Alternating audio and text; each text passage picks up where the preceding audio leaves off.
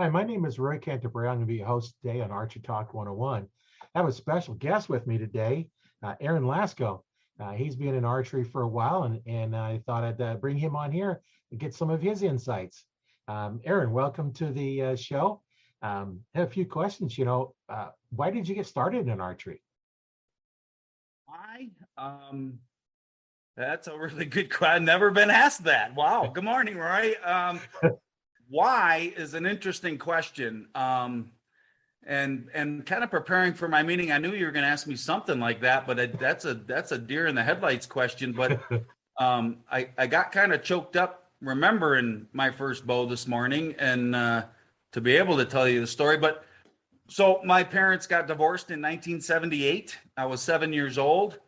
And kind of on the way out the door, my dad handed me a little Bear Red Fox recurve. And it's kind of strange, but that became my best friend, maybe in place of my dad, if you will. I still saw dad every other weekend, and every time we got together, it was hunting or fishing. That's what we do. But as a now dad or kid without a father, it kind of was my shield. He gave me a bow, and then I got the Bear Gray Fox recurve for my next birthday, and man, it was just me and my bow, instead of me and my dad, I guess, if that's a choker story. But it was my shield through all my years. And I grew up in just outside Detroit. So I had Fred Bear, and then I discovered Ted Nugent was a cool compass to keep me out of trouble of the Motor City. And I've never been to a high school football game or a homecoming because that's hunting season. And that bow, I've never not had a bow in my hand since 1978. It's just been my compass. Shooting, of course, hunting, of course, but just that camaraderie that I don't know. It's like my staff, if you will. It's never far from me and hasn't been for 44 years now, I guess. 40. I think this is my 44th year, and it grew and grew and grew, and I ended up making a life about it, to be honest. But that's how it started. That's how it started. Yeah, it's Pretty it's cool. it's good sport. It keeps you going. I know I started back in the '60s. I got an old Ben Pearson fiberglass recurve bow. You And bet. then when I was in Boy Scouts, we, going for archery merit badge, we made arrows. I Cool. still have four of them left, and I have the original bow. Nice, You know, man. um, I won't shoot the bow anymore because you can see some of the fiberglass laminate starting to peel, but You bet. I still have it. I'll keep it till I can't hold anything anymore, and then You who knows bet. what happens to it. But No, it's um, fantastic. I went through just shooting for the fun of it, not knowing what's going on. And back in in the '70s, early '70s, Fred, the Bear come out with their compound bow, and my brother got one. It was the Bear Whitetail 2, and I shot it for a while, and then I finally got my own bow. And one of the things they said, here's the bow. It's like, well, how's it feel? Drop back, you Rip know, your ear off, oh, right? feels good. I didn't know any better. Right. And it started. It's like, well, it's 32-inch draw length. Okay, so I Yep. thought it's 32. Yeah. Then when I finally got some training, in the early '90s, they're like, no, they measure. I'm 29 and a half. I shoot 29, 3 inches shorter than what I started. Right. And going through that experience of trying to shorten it up. It's like I'm paying all this money for this guy to coach me how to do this, and I don't like it. It's like, oh, okay, let me shorten it up a little bit more.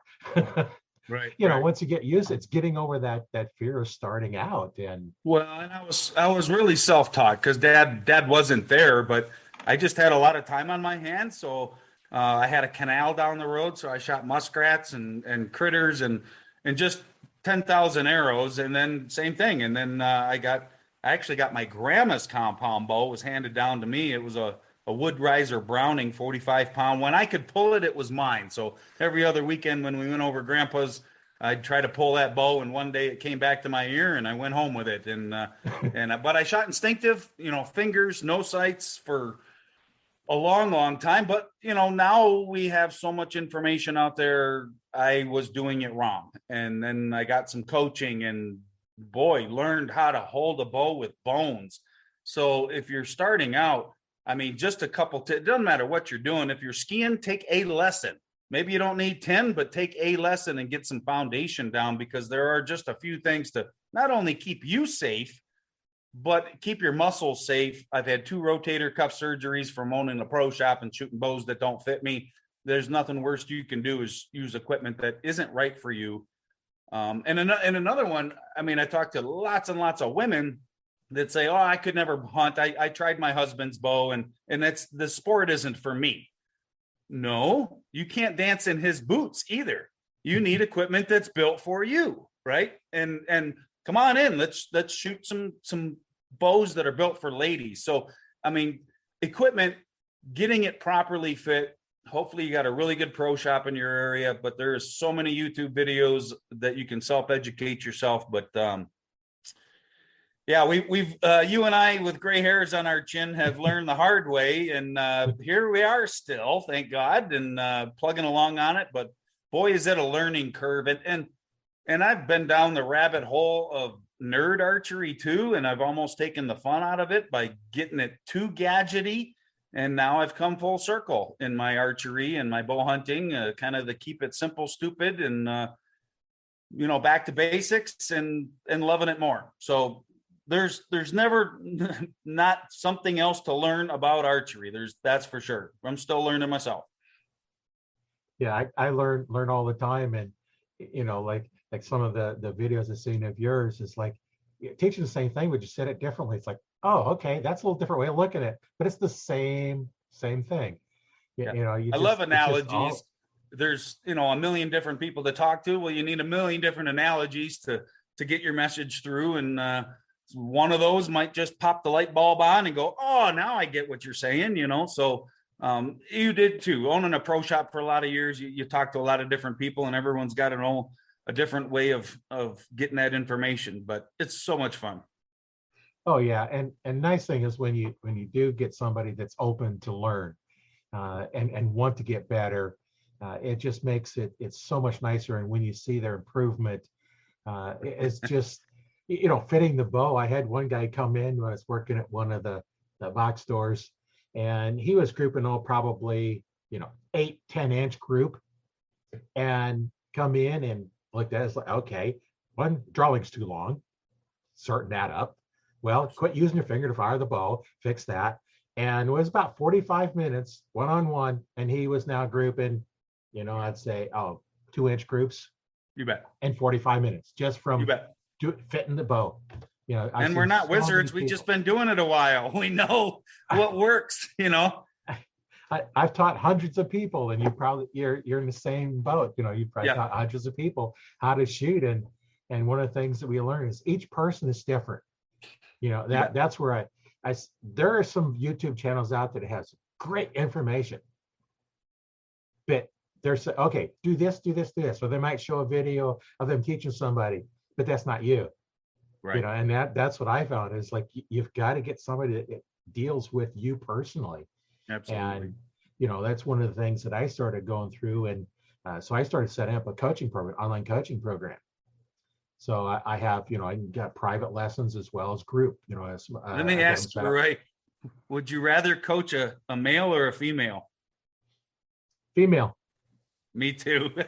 Yeah, generally, out of all those I've taught personally, the ladies will listen to you and pay attention. The guys have this much ideas. I know what I'm doing, and won't listen. I think that's so fascinating. And I'll tell you a real quick story. This I'll try to make it fast, but I had a guy come in with his ego and his girlfriend, and he had a big fancy bow, and he's a hot rod. He knows everything. So he says, hook her up with a little bow that she can shoot to be cute and shoot balloons near me, or, and he went out to the range. I had a big 50-yard indoor 3D range. So, okay. So we get the $300 bear, and I'm putting it together, kind of pinky little girl stuff. And I worked with her for 20 minutes, got her peep sight tied in, and thinking now I could release her to her all knowledgeable boyfriend out on the range to help her get sighted in. Right.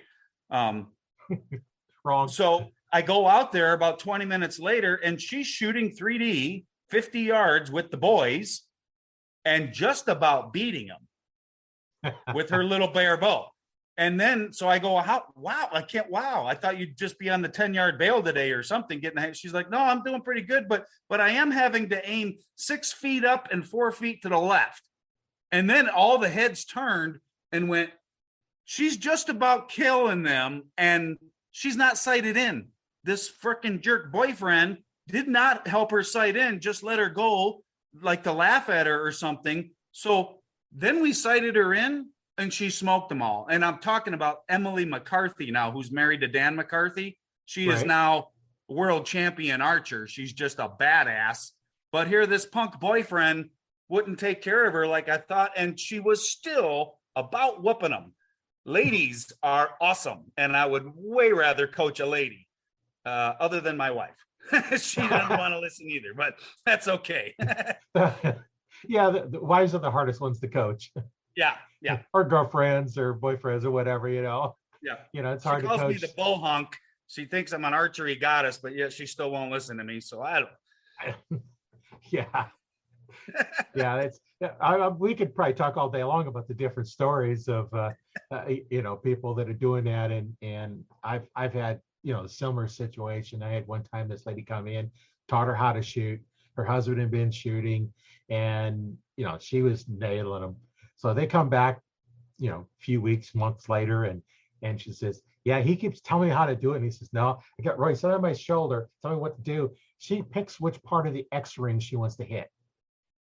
Nice. Yeah. Yep. Because she ignores him, listens to what I told her. Well, and ladies read the directions when they buy something. And I am learning that too. I don't know. We're just too smart for our own good. Yeah, sometimes, yeah. I've had several guys though that are open to listen. The ones that are open to listen are really take it to heart and listen and go from there. So that's the biggest thing is, do you want to learn? And it can be overwhelming. I mean, I could spend an hour with a person with a slingshot in the shop and never put a bow in their hands to get the foundation right, to get their bones right, to get them holding correctly, the grip, and all these things before they're distracted with trying to put an arrow where they want it to go. And if you are that patient enough to learn those steps, oh my gosh, then when your focus is gone and you're trying to shoot an arrow, this is subconscious. Your form is built, but Rome wasn't built in a day, and neither is good form. It's a patience. Yeah. I know one of the things when I was first learning, they had us stand probably about 2 feet away from the target, the backstop. Yep. Shoot with our eyes closed. There you go. And we're shooting with the eyes closed, like, oh, this feels good. Open your eyes, no target. Right. Like, damn, okay, this went to crap. No aiming. Okay. Let's just learn how to fire a bow. Yeah, close your eyes, shoot. Finally, you can open your eyes and learn. And then finally, now you can start looking at a target, because you don't even look at your pins. And you bet. It's just all part of the mental attitude, and just, are you open to learning? And well, that is the best advice. I mean, again, number one, get the right equipment that fits you, that's comfortable, that you don't need an 80 freaking pound bow, and then learn how to shoot the bow in a blind bail, like you said, without aiming. Hey, don't give them a sight. Just learn how to fire the bow repetitively. There's only 2 steps to master all of archery. Step 1 is shoot it in the middle. Step 2 is repeat step 1. And once you can do that, well, then now you can give your mind some aiming time, and your body knows how to fire the weapon. But it is a progression. And if you're patient, this is awesome. But you definitely can get frustrated. I just picked up fly fishing. Finally, I've been trying to do it my whole life because I know it's a commitment. And my wife gave me a fly fishing lesson for Father's Day 2 years ago, and I just fell in love. But I'm still hitting my hat in the back. I'm still trying to learn, and I want to catch a fish. But you got to learn how to cast the damn thing first. Right. You can't worry about the fish. And it is a beautiful thing when it works right. But, boy, I still do it wrong a lot. Yeah. Yeah, I know. I like to say, you have two jobs in archery: store energy and aim. Nice. I like that. I like That store energy, draw it back and aim. Yep. There's Yep. no firing involved. Yeah, no, aim and wait for it to Yep. go off. But it's so fascinating. I mean, back in the day, I think it was Robin Hood Videos did a big special when, I don't know, slow motion video and all this stuff was come out. Bernie Pellerate did a great big special. We've had him out to the shop many times to do his shooter school, NFAA shooter school. But anyways, he interviewed a ton of professional archers back in the day. It's going to be early 90s, late 80s or something. And there was quite a few of them that were electricians by trade. Because there's old electricians and there's bold electricians, but there's no old, bold electricians. Electricians do their steps A, B, C, D, E, F. There's no A, G, I, there's no jumping around because they won't be here anymore. So it's interesting what kind of minds, and I've taken that to heart and asked a lot of different people, their professions that are good at it. And it's interesting if you can just follow the steps and just do it the same way every single time. Same way every time. I know my background's electrical engineer, and I spent. Funny you would say that. It's that methodical step. And the other thing that I've incorporated in a lot of my teaching as well is because I spent 20 plus years doing Hapkido. Doing martial arts. And a lot of the techniques, I'll ask them, you know any martial arts? It's like, yeah, well, heel palm strike, because it uses this part of the hand to strike with. Cool. That's what you're pushing with. It's like, cool. Oh, okay. I don't have to explain to them what they're doing, because everything's straight motion. I like to show when the bow goes off, that hand goes to the target. You bet. If it doesn't, it's going off the side, and there's just your arrows follow. That's fascinating. I've been studying Aikido for about 25 years. Oh yeah. And what's cool in those movements that we learn, my sensei used to just holler at me, if you will, but I'm like, I got to do this, then this, then this, then this, then this. He's like, no, it's one thing. It's just one thing. Yeah. It's not 10 things. It's just one thing. And same with shooting a bow. Like you said, it's just, and if you're thinking about where's this, now bring it to my nose, and you break it into 14 different steps, then you've already ruined the shot, and your mind can't even possibly start to aim because it's worried about all the technical stuff. So mastering that one thing, eyes closed on a blind bale without a sight, then you can put that into your toolbox. You know how to fire the weapon, and now we can start aiming. But that's so fascinating. We both have a very similar background. Well, I knew when I seen your video that we need to get on here and talk about this and get some people out there that are just really beginners and help them through it. And that's just, the whole reason I'm doing this is to help, beginners out, get a little bit better at what they're doing and quit struggling. It's so fun, so rewarding. Just get off work and go shoot a few arrows. The world stops. I just disappear into the bale. I mean, I've used it as my shield for the world, but it is just fulfilling. I can't imagine life without a bow. Yeah, it's so much fun, and that's it. You can't be worried about something else when you're shooting because you're focused on one thing. Nothing in the background. As you're shooting, you need to block out everything that's going on. Yep. And when I'm trying to create some of the shooting videos, when I'm actually shooting, because I'm thinking about, where's the camera, what it's doing, what I'm doing, and I'm trying to concentrate on what I'm doing. It's like, wait a minute, I need to get back to what I'm doing and not, kind of thinking about what they're doing and make sure they're getting the shot right. And I'm having the same troubles. We're trying to film some of our outdoor adventures, and it's hard. I'm trying to just catch what I'm doing on tape, but it just does not work that way. You're trying to involve the audience at the same time, and kind of losing my focus on the target. But MR James, good buddy of mine, started Bowhunter Magazine, told me years ago. I used to work on all his gear when he lived in Montana, and And he flew out on a hunt one time, and they assigned him a new cameraman, not the guy that normally went with him for Bowhunter TV. And the cameraman's trying to tell MR, okay, I'm going to give you this sign when it's okay to shoot and all this and that. And MR looks at him. He's like, it's your job to get it on film. I do what I do. You do what you do. Yeah, he put him in his place. He's like, you're not giving me the sign. You do your job and you catch what I'm about to do. So that's how it should roll, but it is hard. Yeah, it's hard doing that. So yeah, I know it's been great talking with you. I know this has been pretty good, informative for me, and hopefully our audience is getting a lot out of this as well. And I see you have a EZV site banner in the background. Tell me a little bit about that. That is our new adventure.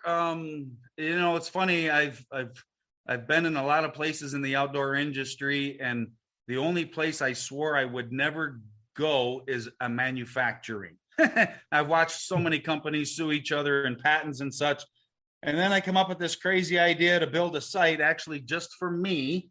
And I built a whole bunch of prototypes here in the shop. I love building stuff.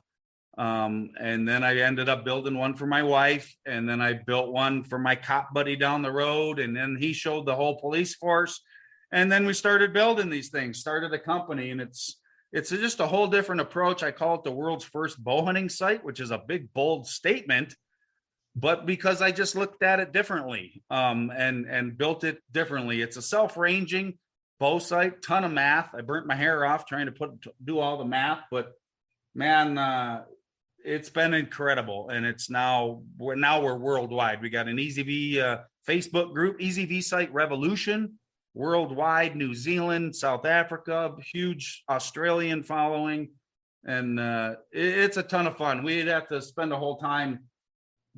That's a whole show in itself, but we're having so much fun doing that and meeting people all over the place. And if you open your mind, but like anything, you got to put in a little bit of time. You can't shoot it for 10 minutes and go, no, that's not for me. But those that have spent a few days learning something new, well, this has been really amazing for target panic, older eyesight, a lot of stuff that I should have known would have come out of this, but it wasn't the focus. I was just mathematically trying to range animals, but mentally, the open view is quite amazing. So it's been so much fun, and I've learned so much in the 7 years we've been doing this. That really always learning. Always learning.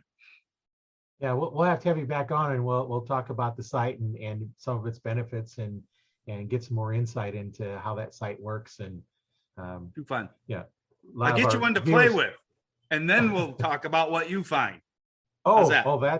That sounds like a good deal. We'll do that, and then we'll get on, and we'll kind of give some information on it, and let them see, a lot of fun. My opinions. The first. I want to see what an electrical engineer thinks about it.